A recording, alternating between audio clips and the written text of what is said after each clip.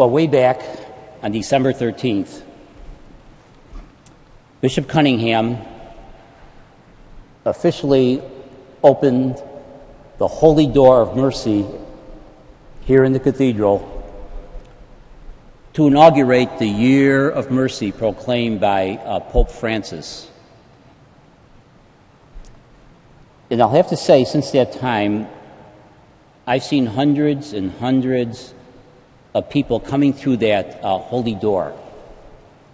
And I can say I have been so inspired with their sincerity and humility and faith that people come sometimes from so far and want to walk through that holy door, symbolizing that they want to make a new beginning, a new start, seeking God's mercy and willing to extend His mercy. You know, I'm here a lot of times beyond ordinary Mass time. I do confessions very often before the noon Mass weekdays, and I'm here a lot of times after Masses for baptisms and classes and the like. And I see all these people coming through. And I can tell you, during this Year of Mercy, I've heard more confessions than ever in my 6 years here at the Cathedral. And I have just been edified by the people's faith. So many of you have been such an example for me. And, you know, during this Year of Mercy, I have taken time out to get into the spirit of it. I've talked to my spiritual director. I've made a retreat. I try to take a spiritual inventory of my own life. And surprisingly enough, a lot of the basis for my own spiritual journey and inventory came from the main ideas of today's gospel. And that's what I want to share with you tonight. You know, when Jesus was on his way to Jerusalem, he was on his way to the cross. He was on his way to Calvary. The people following him thought that he was on the way to glory. They thought he was going to build an empire. They thought maybe he was like a military general and he was going to overthrow the Romans. They were way off. And it's been suggested that those crowds are symbolic of all of us living in this very secular culture where it seems that more and more elements and things militate against the traditional Judeo-Christian values.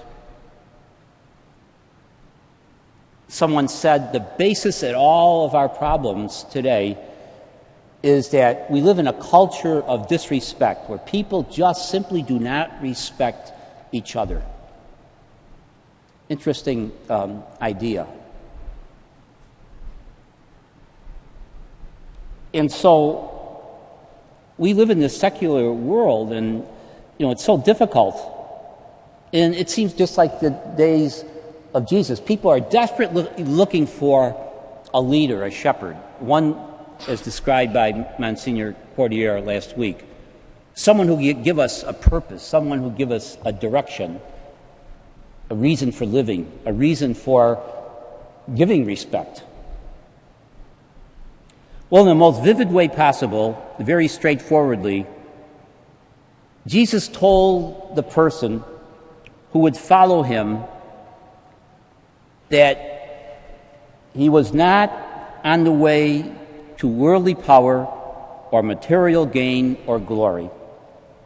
But the person who would follow him must be ready for a loyalty which would sacrifice the dearest things in life and prepare for a suffering which would be something like the agony of dying on the cross. We have to remember here that Jesus is using a special literary form popular in Middle Eastern of his time. And Eastern language is always as vivid as the human mind can make it. You know, after all, you know, Jesus did love his family. Jesus loved his disciples. He loved his friends. He even loved his enemies. So we must not take the words of Jesus with a cold and unimaginative literalness. So when Jesus tells us to hate our nearest and dearest, he does not mean that literally. He means that no love in life can compare with the love that we must bear him. This phrase must be understood in the strongest sense of a preference, at once deliberate, complete, like a special devotion, even a consecration to Jesus. You know, in my meditations, I was reminded again that one cannot simply walk a stretch of the way with Jesus, letting him go alone or with others on the way to Jerusalem. In order to be his disciples, one must follow him to the very end, not stopping along the way as if one could choose and pick among his teachings. And this has to happen daily. It's lifelong, ongoing. Discipleship, it involves a radical and total choice that involves all of one's life and being. Again, Jesus uses this strong Middle Eastern language and says, "Go sell all your possessions."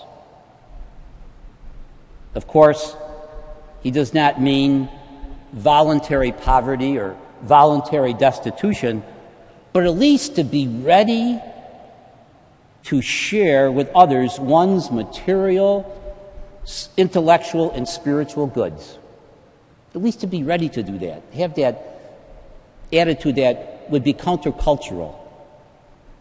And then we would obtain that inexhaustible treasure in heaven that Jesus speaks about in the gospel. You know, what Jesus is concerned about is that possessions and material power and goods and the like don't become the master of a person. That's it. They don't become the master of a person. The other day, I had a chance to talk with a few students who were beginning a new school year, quite excited. And then I thought afterward, there's a great difference between one who attends a lecture and class and a dedicated student. There's a great difference between one who plays an instrument and a musician. There's a great difference between one who claims to follow Jesus, one who claims to be a Christian, and one who is a real believing disciple.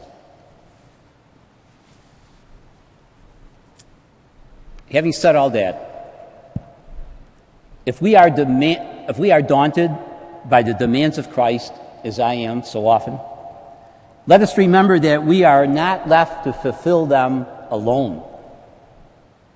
He who called us to this steep way, this steep road, will walk every step of the way with us.